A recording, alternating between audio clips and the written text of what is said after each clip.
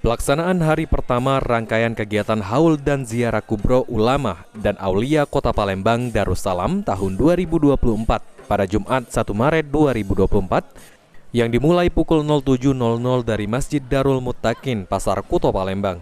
Diawali pembacaan Maulid Ad-Diyaul Lami karya Al-Habib Umar bin Hafidz.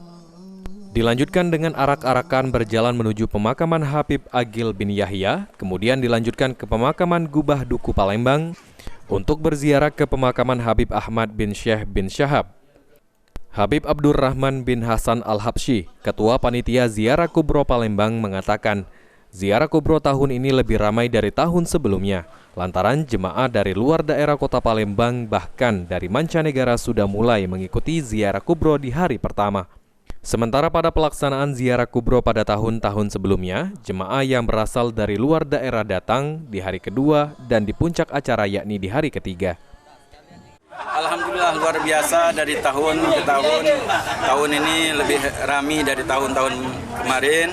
Masya Allah antusias jemaah, bahkan tamu-tamu dari luar sekarang sudah datang. Biasanya di hari kedua atau hari ketiga, tapi sekarang ini di hari pertama sudah datang ramai luar biasa. Masya Allah. Untuk rangkaian acara sendiri apa aja? Hari ini dimulai dari Darul Muttaqin dengan pembacaan Maulid Ya Ulami karangan Sayyidina Wali Habib Umar bin Muhammad Salim bin Hafiz. Kemudian doa, terus jalan kita menuju pemakaman Habib Agil bin Yahya atau dikenal di sini Datuk Agil. Kemudian melanjutkan di pemakaman Al-Habib Ahmad bin Syekh bin Syahab. Ditambahkan Habib Abdurrahman di hari pertama pelaksanaan ziarah kubro ada sekitar 10.000 jemaah yang hadir untuk memeriahkan rangkaian acara ziarah kubro Kota Palembang. Eki Saputra, PAL TV.